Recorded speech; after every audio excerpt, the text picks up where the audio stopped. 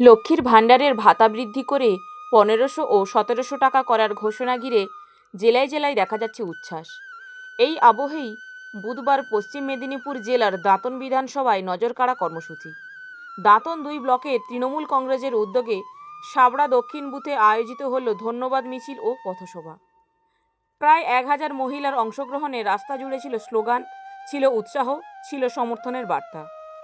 মিছিলে নেতৃত্ব দেন দাঁতন 2 ব্লক তৃণমূল কংগ্রেসের সভাপতি শেখ ইফতেখার আলী। সভামঞ্চে উপস্থিত ছিলেন মহিলা নেত্রী প্রীতিলতা বেরা, মফিল আলী, প্রধান মীর সুরাজ, জাহাঙ্গীর খান সহ একাধিক নেতৃত্ব। সভা থেকে রাজ্য সরকারের জনমুখী বাজেটের প্রশংসা শোনা যায়।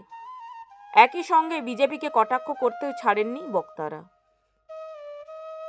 দাঁতন থেকে অক্ষয়ের রিপোর্ট, বাংলার খবর। নিয়মিত নতুন নতুন খবর পেতে অবশ্যই আমাদের চ্যানেলটি লাইক, শেয়ার, ফলো এবং কমেন্ট করে আমাদের পাশে থাকুন।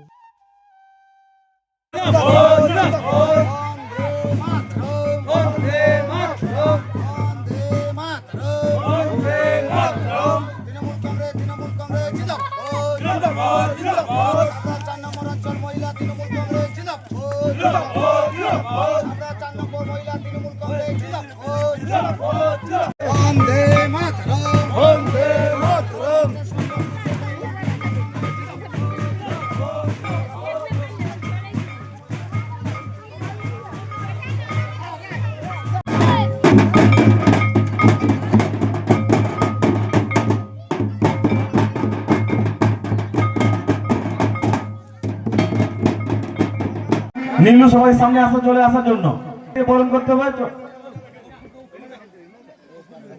করে নেব আজকের সমাজ সভাপতি তথা প্রথমে চন্দ্রের ঠিক বলছি, যিনি পঞ্চায়েত মীর সুরাজ এই অঞ্চলের প্রধান। আমরা দেখেছি দক্ষিণে প্রায় 5 কোটি টাকা কাজ হয়েছে, পদশ্রী থেকে, দিদিকে বলো থেকে, জেলা পরিষদ ভাই ইনি, এর জন্যই আজকে আমরা আপনারা সবাই এই সুযোগটা পেয়েছেন, নাহলে কিন্তু আজকে অনেক কিছু হয়ে যেত, অনেক কিছু। এর আগে যারা ছিলেন তখন দেখেছেন সকাল সন্ধ্যা বোম দুম দুম করে ফুটেছে, কিন্তু এই মুহূর্তটা জগৎ থেকে এসছে, আজ পর্যন্ত কারোর সঙ্গে কোনো বোমও নেই, ঝগড়া নেই, বন্দুক নেই, কিচ্ছু নেই। বলতে পারবেন কোনো ঝগড়া এটা হয়েছে? এবার আর একটা কথা বলবো, যেটা আমাদের মধ্যে এই হিন্দু মুসলমান, এই হিন্দু মুসলিমের মধ্যে একমাত্র ঐতিহ্য, সেটা হচ্ছে সাবড়া। এখানে কোনো সেই জিনিসটা নাই। তার কারণ কি? আমরা সব সবাইকে মিলেমিশে থাকি। তার একটাই কারণ, মুসলমান ভাইদের কোরআন আর আমাদের গীতা, এই দুটোকে এক জায়গায় রাখুন, ঝগড়াঝাটি হবে না। কিন্তু ঝগড়াঝাটি আমাদের মধ্যে হয় কেন? তারা কোরআনের ধারে যায় না, আর আমাদের মধ্যে যারা আছেন তারা ওই গীতার ধারেও যায় না। মানে তারা পড়েননি বলে গন্ডগোলটা করেন। গীতা কোরআনের সঙ্গে কোনো সম্পর্ক নাই, তাদের মধ্যে অনেক বন্ধুত্ব আছে, কিন্তু গন্ডগোল করছি আমরা, যারা দেখিনি গীতা, যারা কোরআন পড়িনি, তারা কিছুই বুঝিনি। কোরআনে সব কথা লেখা আছে। হয়তো বলবেন, তুমি তো ভাই বামুন ঘরে, তুমি এসব বলছো কেন? হ্যাঁ, আমি টিভিতে দেখি অনেক বড় বড় মৌলানা আসেন, তারা বলেন কোরআনে এমন লেখা আছে, আপনার যে মসজিদ আছে, মসজিদ থেকে ইয়ে থাকবে, কি বলে যাকে, ওই কমিটি, সেই কমিটির মধ্যে কে তার সভাপতি হবে সেটাও লেখা আছে, কি ধরনের মানুষ সভাপতি হবে। সবাই সভাপতি হতে পারে না, কিন্তু এখানে অনেক ভুল আছে। যারা পেচ্ছাবলি জল নেয় না, তারাও সভাপতি হয়ে যায়। আমাদের গীতাতেও সেই একই আছে, যা নিয়ম আছে, নিয়মের ধারে আমরা কেউ যাই না। যার জন্যই আমাদের আপনাদের মধ্যে এই ভেদাভেদ। কিন্তু আমার অনুরোধ, এই ভেদাভেদ রাখবেন না, এটা ভুল ধারণা। সবাই আমরা ভাই। কোন একটা কথা বলে নি, আপনার ব্লাডের সঙ্গে আমার ব্লাড একসঙ্গে একই আছে। আপনি যখন অসুস্থ হলে হসপিটাল যান, তখন কার ব্লাড নেন? কোন লেখা আছে যে মৌলানার ব্লাড আপনাকে দেয়? আমি বাঙালিদের বলছি, আপনাদের যখন হসপিটালে যান তখন কার ব্লাড নেন? বামুনের? কি কারণে সভা করলেন?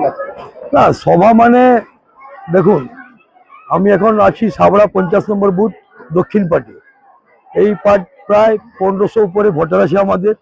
আমরা গত লোকসভায় 2024-এ এখানে 800 উপরে লিড করেছি।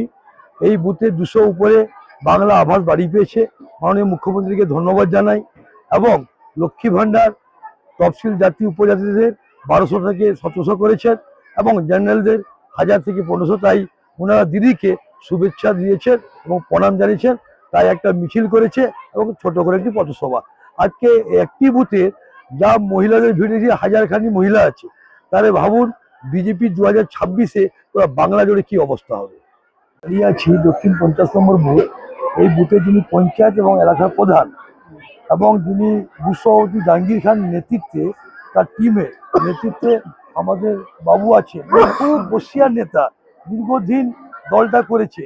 সিপিএমরা যা হামলা করেছিল, বিজেপি যা অত্যাচার করেছে ব্লকে, আজকে দেখুন আমাদের ব্লক খুব শান্তি জায়গা আছে।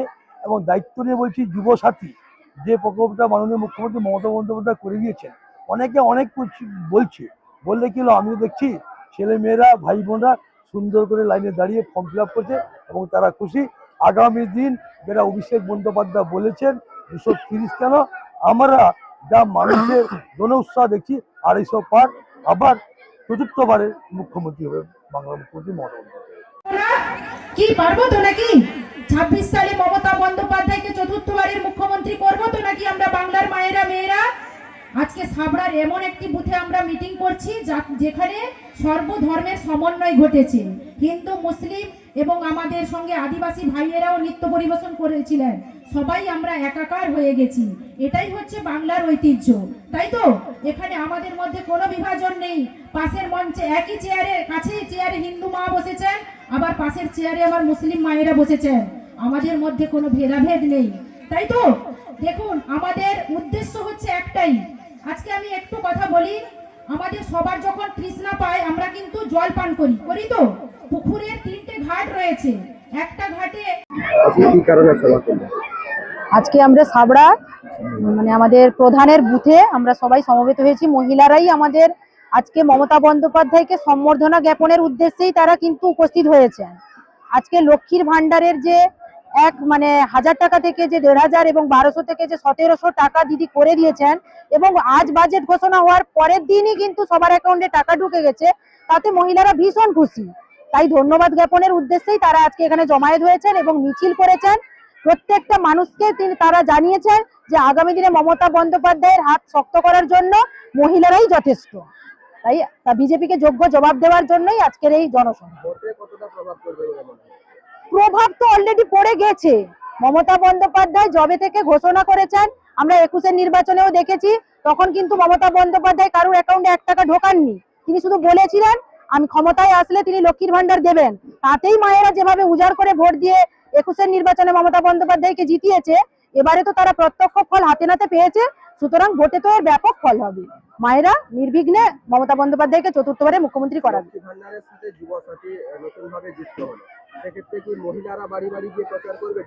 একদম প্রচারে নেমে পড়েছি আমরা, মহিলারা টিম করে পাড়া ওয়াইজ প্রত্যেকটি পরিবারে যাচ্ছি। এবং যুবরা যে একটা উচ্ছৃঙ্খল অবস্থায় ছিল, আমাদের তৃণমূল কংগ্রেসের বিপক্ষে ছিল, আজকে যুবরাও সংগঠিত হয়েছে, তারাও মমতা বন্দ্যোপাধ্যায়ের হাত শক্ত করার জন্য মাঠে নেমে পড়েছে।